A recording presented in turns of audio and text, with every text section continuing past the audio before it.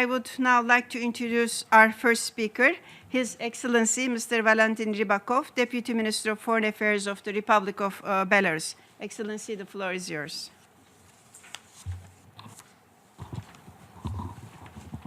Thank you very much. Excellencies, ladies and gentlemen, Belarus is very much pleased to have joined efforts with Kazakhstan, Suriname, and the UNDP in organizing this informal session today on issues that probably cut across the entire activities of the United Nations. It is not simply because we love side events, but rather because we always try to make a very good use of any possibility to bring together views and perspectives of different people to think collectively about what is really important to all of us. What we suggested to think about today is, in our opinion, very important. Sustainable development is impossible without peace and security, and people of Belarus have fully appreciated this absolute truth by their own fate. In the past century, Belarus came to be a place of the bloodiest battles of the two world wars. To us, as a relatively young, independent sovereign nation, these memories are not abstract. It is through preserving peace, political and social stability, non-discrimination, that we can succeed and could succeed in the development domain as a country. And vice versa, the sustainable development efforts help maintain social cohesion and avoid conflicts and instabilities. Let me remind you of one of our national examples of interrelation between responsible governance and sustainable development. It was almost exactly 20 years ago, just a little bit over 20 years ago, that Belarus completed the withdrawal from our territory of nuclear weapons that we inherited after the collapse of the Soviet Union.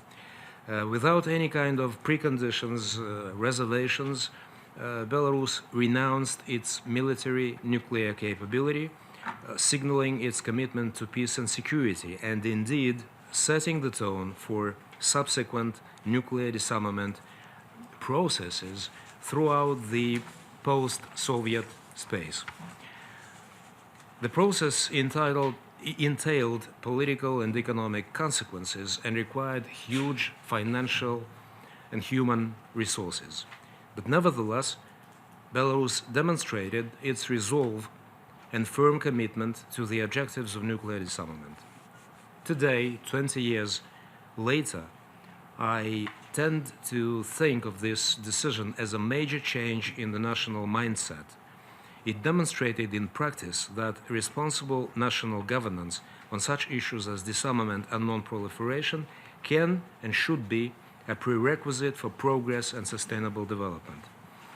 I'm sure that every country could cite examples of responsible national policies in disarmament, non-proliferation, or security that had positive effect on national development. However, and here I am probably being a little bit provocative, I have an impression that at the global UN level, there is little understanding of interconnectedness and interdependence of different aspects of our activities. What we do every year is sometimes justifiably seen as repetition of meetings, processes, and documents.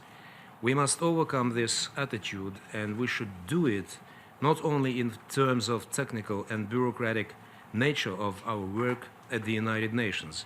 We should equally do it in substance. And I'm glad that there are different attempts to do so, including the initiative of the President of the General Assembly to convene tomorrow a high-level dialogue on synergies between the 2030 Agenda for Sustainable Development and sustaining peace. Without synergetic approach, we run the risk of leaving the Sustainable Development Agenda hostage to our routines, isolated not only from the real world, but also from other UN dimensions, such as peace, disarmament, and non-proliferation. I think I will try to stop here with my remarks, setting the stage for this session. Let me close with a couple of questions that I hope we can collectively address during this informal meeting. What are new ideas and initiatives to contribute to universal push for sustainable development through interdisciplinary dialogue within the United Nations system? How can we overcome existing isolation of different UN topics and structures and to address them in combination with other living processes of the United Nations, especially with the achievement of sustainable development? What can contribute to creation of atmosphere of dialogue and mutual respect, whereby progressive development in all its diversity would receive higher priority than military considerations? I hope we will be able to address some of these, at least some of these issues today here at our informal meeting. And I thank you all very much for your attention. I thank His Excellency Minister Rybakov for his statement, and thank you also for challenging us with your questions.